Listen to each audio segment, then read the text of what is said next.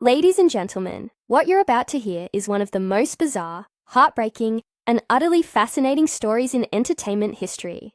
It's the story of a man who soared to fame in the blink of an eye, enchanted millions with his one-of-a-kind voice, and then, just as quickly, found himself slipping into obscurity. This is the untold truth of Tiny Tim, a man who never fit in, a man who defied every norm, and a man who, despite all odds, left a legacy that refuses to be forgotten.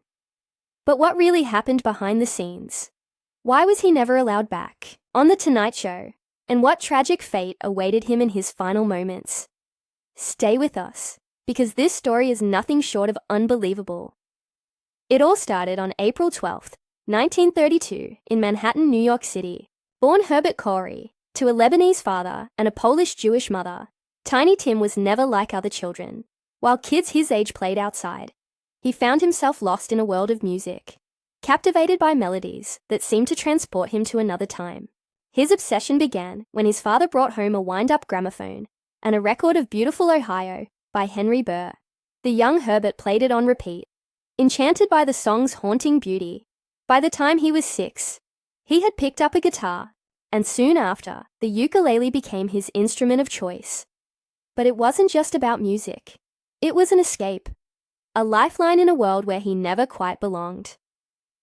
School was a disaster. He struggled academically, failing his sophomore year multiple times before finally dropping out. His parents were worried sick, but Herbert had already made up his mind. Music was his destiny. He spent endless hours at the New York Public Library, poring over old phonograph records, learning about forgotten artists, memorizing songs from a bygone era. By his late teens, he had a musical knowledge that rivaled historians.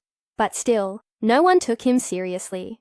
The first real break came in the late 1950s, when he started performing at Hubert's Museum and Live Flea Circus in Times Square, a place where human oddities were the main attraction.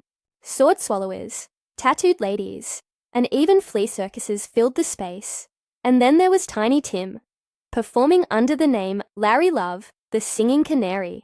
Standing out even among the unusual, he powdered his face, let his hair grow long, and embraced the strangeness that made him different. The audience was perplexed, but there was no denying it. He had their attention, but the world wasn't ready for Tiny Tim.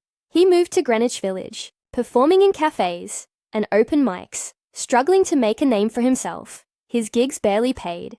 Sometimes he'd sing for food. Then, in 1963, he landed a steady job at Page 3, a club on 7th Avenue. It wasn't glamorous. The paycheck was tiny. But this was where he refined his act, learning to switch effortlessly between a high falsetto and a deep baritone within a single song. Slowly, people stopped seeing him as a joke. They started seeing the brilliance. Then came 1968, the year that changed everything. Tiny Tim stepped onto the set of Rowan and Martin's Laugh-In, a show known for its unpredictable humor. He looked bizarre, carrying a shopping bag and his signature ukulele. And then, he began to sing Tiptoe Through the Tulips. The audience didn't. I know whether to laugh or be amazed. By the end of the performance, everyone was watching. Tiny Tim became an overnight sensation. Producers weren't sure if he was a passing novelty or a rising star, but one man believed in him, George Schlatter, the producer of Laugh-In. More appearances followed, and then, his debut album, God Bless Tiny Tim, was released. It was a strange blend of old Tin Pan Alley songs, vaudeville tunes, and original music, and to everyone's surprise, it was a hit, reaching number 17 on the Billboard charts. But nothing could prepare the world for what happened next. On December 17th, 1969, Tiny Tim married 17-year-old Victoria Budinger, known as Miss Vicky, live on The Tonight Show, starring Johnny Carson. It was a television spectacle, unlike anything before. 45 million people tuned in, the most watched Tonight Show episode of all time. The set was filled with Dutch tulips, and Carson toasted the couple with milk and honey. It was the moment that cemented Tiny Tim in pop culture history, but with great fame came great downfall. As the 1970s rolled in, the world changed, and the novelty that had made Tiny Tim a star started to fade.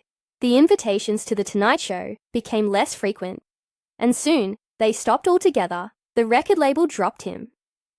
The audience moved on. Tiny Tim, once a household name, found himself performing in smaller and smaller venues. But he refused to give up. He started his own record labels, Victim Records, then Toilet Records. But neither succeeded. He kept recording music, but the mainstream world had left him behind. He took any gig he could find. Community centers, small-town theaters, even punk clubs. At one point, he joined a circus, traveling the country in a grueling 36-week tour. His personal life was just as strange. He was obsessed with hygiene, showering up to 6 times a day, and spending enormous amounts of money on cosmetics. Not to look young, but simply because he admired beauty. He had a deep fascination with adult diapers, discussing them with anyone willing to listen. And then there were his marriages. 3 in total, none lasting. His most famous marriage, to Miss Vicky, ended in divorce after 8 years. But despite it all, he kept going. He performed anywhere people would listen, even as his health began to fail. By the 1990s, Tiny Tim suffered from diabetes, congestive, heart failure, and other serious conditions. Doctors begged him to stop performing, but he refused. Music was his life, and he wasn't about to let go. On September 28, 1996, disaster struck. While performing at a festival in Massachusetts, he collapsed on stage. Rushed to the hospital, he spent 11 days in intensive care.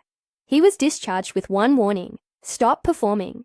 But Tiny Tim had spent his entire life defying expectations. He wasn't about to stop now. 2 months later, on November 30th, 1996, Tiny Tim arrived at a benefit concert in Minneapolis. By the time he took the stage, most of the audience had left. But that didn't matter.